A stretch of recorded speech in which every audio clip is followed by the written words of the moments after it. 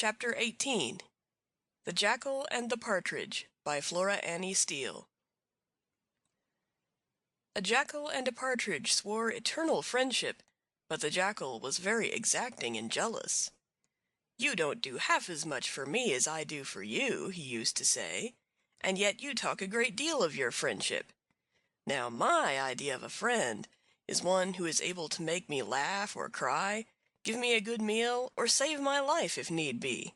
You couldn't do that." "Let us see," answered the partridge. "Follow me at a little distance, and if I don't make you laugh soon you may eat me." So she flew on till she met two travelers trudging along, one behind the other. They were both footsore and weary, and the first carried his bundle on a stick over his shoulder, while the second had his shoes in his hand.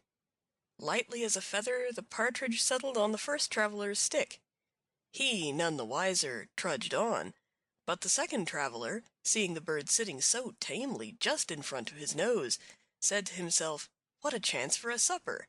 and immediately flung his shoes at it, they being ready to hand.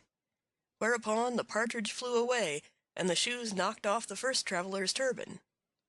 "What a plague do you mean?" cried he, angrily turning on his companion.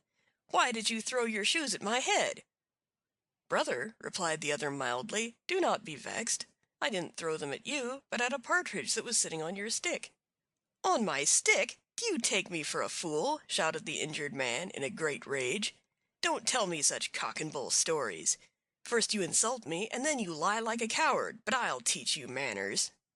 Then he fell upon his fellow traveler without more ado, and they fought until they could not see out of their eyes, till their noses were bleeding, their clothes in rags, and the jackal had nearly died of laughing.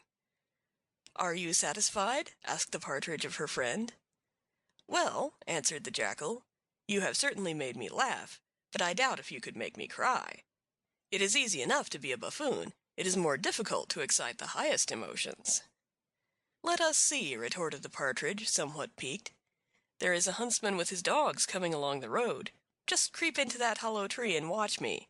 If you don't weep scalding tears, you must have no feeling in you."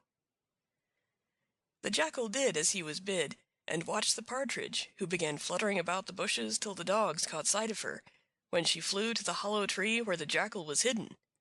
Of course the dogs smelt him at once, and set up such a yelping and scratching that the huntsman came up, and seeing what it was, dragged the jackal out by the tail. Whereupon the dogs worried him to their heart's content, and finally left him for dead. By and by he opened his eyes, for he was only foxing, and saw the partridge sitting on a branch above him. "Did you cry?" she asked anxiously. "Did I rouse your high emo—" "Be quiet, will you?" snarled the jackal, half dead with fear. So there the jackal lay for some time, getting the better of his bruises, and meanwhile he became hungry. "Now is the time for friendship," said he to the partridge. "Get me a good dinner, and I will acknowledge you as a true friend." "Very well," replied the partridge. "Only watch me, and help yourself when the time comes." Just then a troop of women came by, carrying their husbands' dinners to the harvest field. The partridge gave a little plaintive cry, and began fluttering along from bush to bush as if she were wounded. "A wounded bird! A wounded bird!" cried the women. "We can easily catch it." Whereupon they set off in pursuit, but the cunning partridge played 1,000 tricks, till they became so excited over the chase that they put their bundles on the ground in order to pursue it more nimbly. The jackal, meanwhile, seizing his opportunity, crept up and made off with a good dinner. "Are you satisfied now?" asked the partridge. "Well," returned the jackal, "I confess you have given me a very good dinner. You have also made me laugh and cry. But after all, the great test of friendship is beyond you. You couldn't save my life." "Perhaps not," acquiesced the partridge mournfully. "I am so small and weak. But it grows late. We should be getting home. And as it is a long way round by the ford, let us go across the river. My friend the crocodile will carry us over." Accordingly they set off for the river, and the crocodile kindly consented to carry them across, so they sat on his broad back, and he ferried them over. But just as they were in the middle of the stream, the partridge remarked, "I believe the crocodile intends to play us a trick.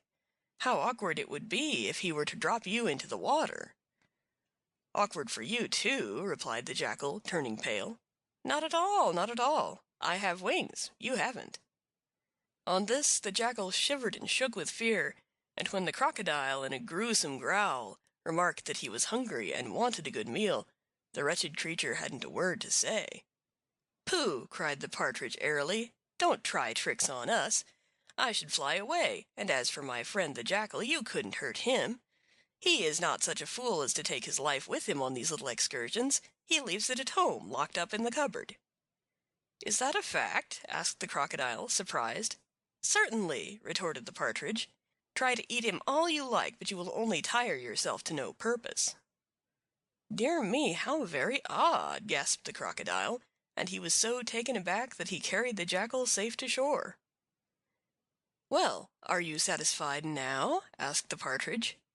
"My dear madam," quoth the Jackal, "you have made me laugh, you have made me cry, you have given me a good dinner, and you have saved my life. But upon my honor, I think you are too clever for a friend, so good-bye." And the Jackal never went near the Partridge again. End of chapter 18.